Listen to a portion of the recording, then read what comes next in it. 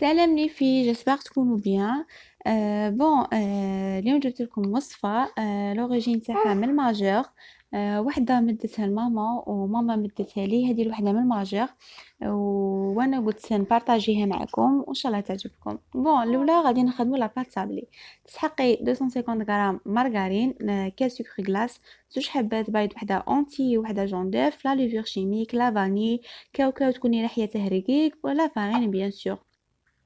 الاولى واش راح ندير 250 غرام مارغرين غادي نخلطها مع سكر غلاس، جون ديف اونتي ولا ليفور شيميك بالباتور حتى يولي لك كيما لا كريم باش تحبسي، وتزيدي لا فارين ولا ليفور شيميك والكاكاو بيان سور.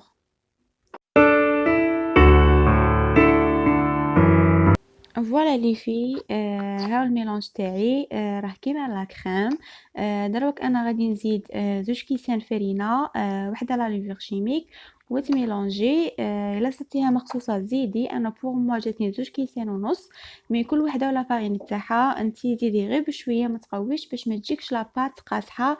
خلوها توجور لي في طريه في طاع تجيكم هشيشه كي طيبوها. اي فوالا.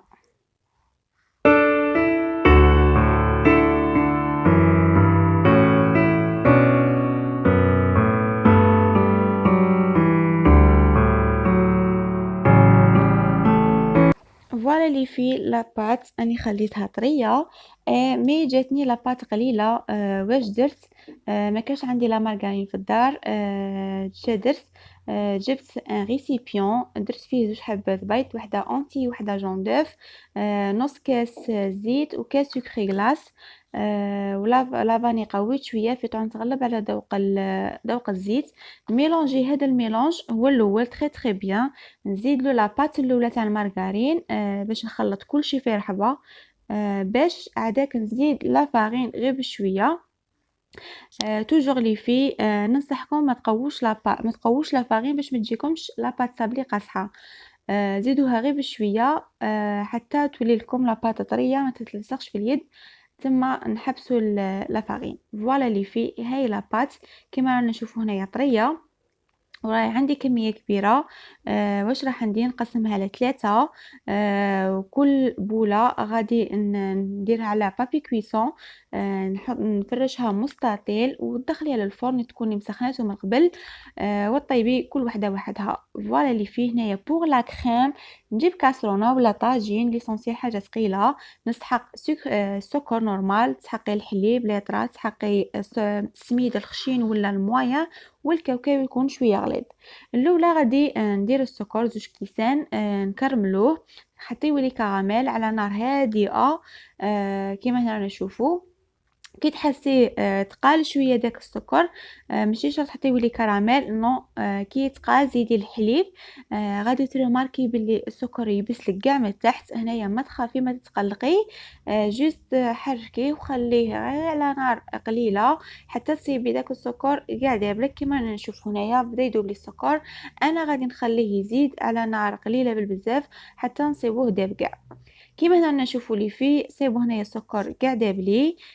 واش راح ندير؟ غادي نصفيه في كاسرونه في طون ايفيتي دوك الحبيبات تاع السكر شويه. فوالا لي في هنايا هنايا صيبون صفيته. راح نزيد السميد غير بشويه ونخلط بلا فوي. كي تزيدي غير بشويه كي تصيبيه سيبون تقالك وخريه على النار. تما سيبون ما تزيديش السميد.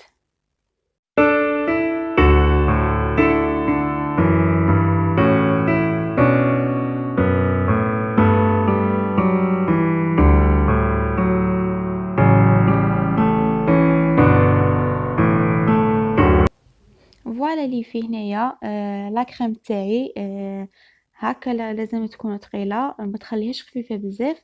هنايا غادي نزيد الكاوكاو تاعي نميلونجيها ونخليها تبرد اكوتي.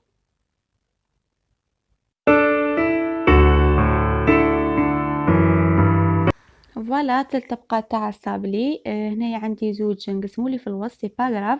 غادي كي ديري طبقه فوق طبقه فوق طبقه وفي الوسط لا كريم، هذاك التشقق كاع ما يبانلكش. فوالا هنا اللي فيه درت تلت طبقات كما رانا نشوفوا.